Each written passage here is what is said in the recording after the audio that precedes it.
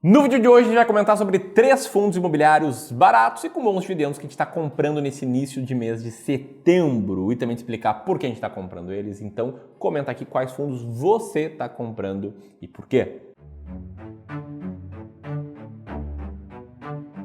E eu quero começar aqui falando do fundo de código HABT11, o Habitat Recebíveis Pulverizados. E tem aí 3 diferentes tipos de estratégias que o Filipão aqui vai explicar para ti. A primeira deles é a que investe no que eles chamam de Quarterly, que é a estratégia principal do fundo. Praticamente 80% do dinheiro deles está nessa estratégia, que visa comprar CRIs mais pulverizados, como o nome do fundo imobiliário diz. Então ali vai um terreno, vai um lote novo de construção, vai condomínio fechado, vai resorts. E aqui ele tira a maior taxa, a taxa mais agressiva do fundo. Segunda estratégia é a estratégia tática, que fica ali entre 10 a 12% do fundo. E essa visa mais comprar CRIs baratos para vender eles mais caros, buscando oportunidades mais momentâneas de mercado. E a última é a estratégia de liquidez, onde ele deixa ali numa renda fixa mais tranquila para ter aquele dinheiro rendendo pelo menos o CDI. E essa é a alocação em cada porcentagem de cada estratégia. Quando a gente olha para os últimos 12 meses, a performance do HABT11 está bem próximo ao 0 a 0, subindo 2% ali no último ano. Mas é um erro, né? Olhar apenas para a cotação de fundo imobiliário sem considerar a distribuição de dividendos, até porque os fundos têm que distribuir 95% do resultado de caixa. Então, na média, no longo prazo, esse crescimento sem os dividendos vai ser bem aquém do que o crescimento, de fato, do cara que reinvestiu os proventos. E aí, se a gente entrar aqui na nossa planilha inteligente para a seleção de fundos imobiliários e for olhar aqui individualmente esse fundo aqui, o HABT11, você vê que com o reinvestimento de dividendos, esse fundo rende 18,27% nos últimos 12 meses, 9,27% a mais do que o IFIX, e que o seu dividend yield do último mês foi de 1,24% e dos últimos 12 meses está bem alto, está em 14,26%. Que na cotação atual, esse fundo fica com uma relação de preço por valor patrimonial e um pouquinho menos do que 1, ou seja, sem grandes descontos, é um fundo muito barato. E aqui, além disso, você pode ver bem como a carteira está diversificado, como o Filipão acabou de mostrar. E é justamente essa combinação, né, de preço por valor patrimonial com dividend yield, no caso aqui da nossa estratégia, a gente olha para a mediana dos últimos 12 meses, que está em 1,27%, que coloca esse fundo imobiliário bem ranqueado na estratégia S-Rank.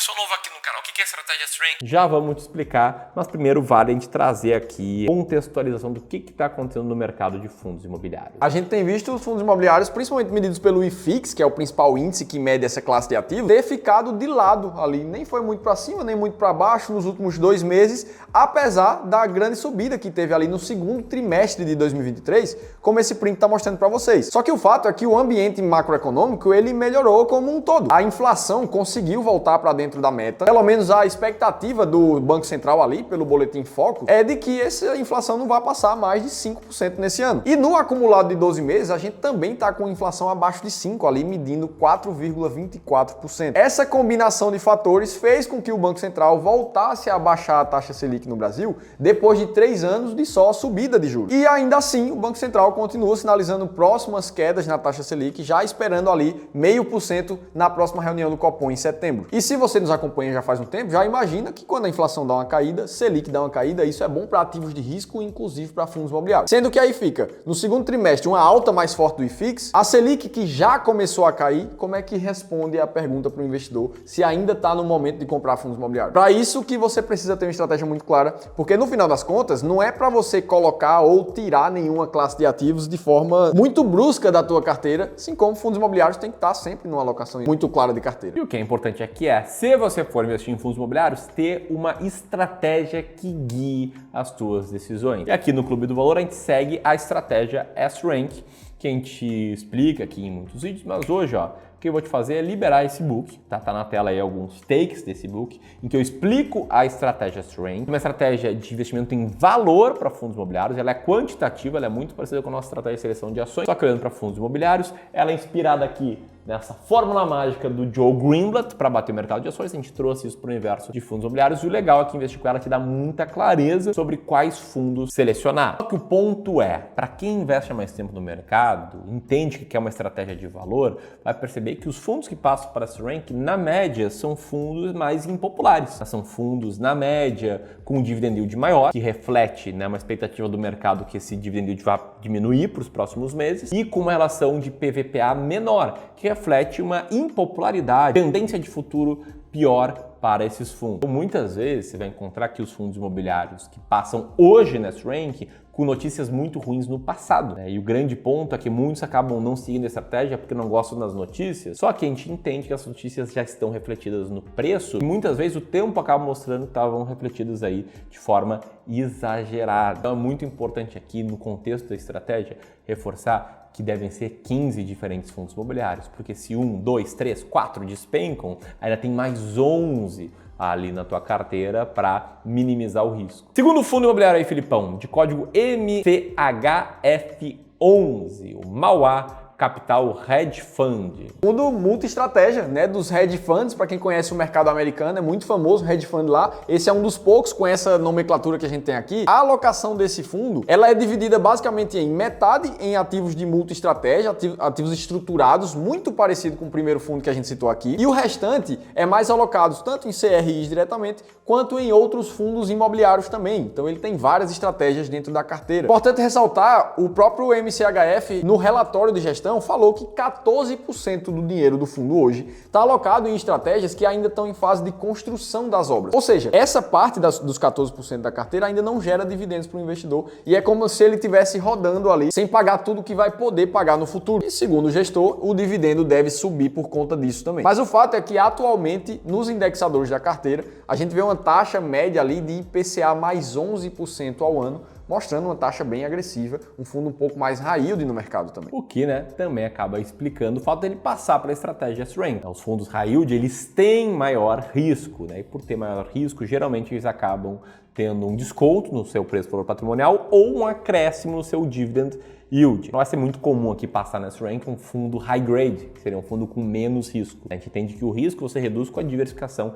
adequada da tua carteira. E nesse caso aqui, o Mauá, por exemplo, ele caiu 9% nos últimos 12 meses. Isso, é claro, sem a gente considerar o reinvestimento de proventos. Considerando o reinvestimento de proventos, o Mauá ele tem um resultado um pouco diferente. Nos últimos 12 meses, há uma alta de 10,51%, muito em linha com o IFIX, um pouquinho ali acima do IFIX. Esse fundo imobiliário que tem um yield bastante elevado e também um PVPA abaixo de 1. E aí o legal é que aqui a gente pode fazer uma análise comparativa desses dois fundos imobiliários que a gente citou, né? O Mauá e também o Habitat. A gente coloca aqui os dois nessa nossa aba de comparativo entre fundos imobiliários, pode ver que eles têm dados muito parecidos, né? O PVPA deles é muito similar, o que muda mais é o dividend yield dos últimos 12 meses e ambos aí são fundos com um relativo bom volume médio diário. Para essa planilha, você pode ter à sua disposição de forma totalmente gratuita. Apertando o botão que vai estar em cima da cabeça do Felipe e o primeiro link na descrição, onde traz esse tipo de material para te ajudar a tomar melhores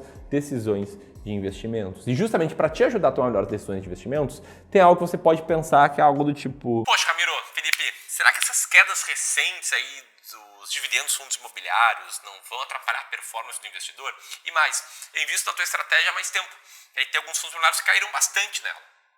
Citar aqui o Deva 11, por exemplo. É isso, aconteceu aqui justamente na prática. Quero trazer um exemplo real de um investidor, nosso cliente de Wealth, mas esse cara basicamente está conosco há bastante tempo. E lá para cá ele tem uma performance bastante acima do mercado, né? A carteira de investimentos dele subiu 70%, bem acima do CDI, muito acima do IPCA, né? Foram raros momentos em que ela esteve perdendo do CDI, apenas em pequenas ou maiores crises aí ao longo desses últimos anos. E você pode ver que a carteira dele está muito próxima ali do topo histórico e que ela segurou bem aí a crise mais recente dos últimos anos que a gente viveu. Ainda assim, essa carteira ela teve uma performance ruim na parte de fundos imobiliários. A performance do IFIX já foi ruim e a dessa carteira foi abaixo da do IFIX. A gente fala isso sem nenhum problema. Aliás, é justamente por isso que a gente diversifica muito bem a carteira dos nossos clientes. Esse cara, inclusive, é um cara que tem essa composição ideal de carteira, com 25% de peso em fundos imobiliários, 50% de peso em ações entre brasileiras e norte-americanas e o restante em renda fixa. Então, aqui é o caso de um cliente arrojado, que aguenta muito risco, por isso a gente investiu tanto em fundos imobiliários. A carteira de fundos imobiliários foi mal, foi pior do que a média do mercado e ainda assim a carteira dele está com uma excelente performance nesses anos. É justamente isso que a gente faz aqui nos nossos serviços de Wealth. A gente conhece muito bem cada cliente, desenha uma carteira feita sob medida para cada cliente e ajuda ele a investir esse dinheiro com recomendações personalizadas ou com a gente realizando os investimentos. Ajuda ele com novos aportes, com rebalanceamento, que a gente está ao lado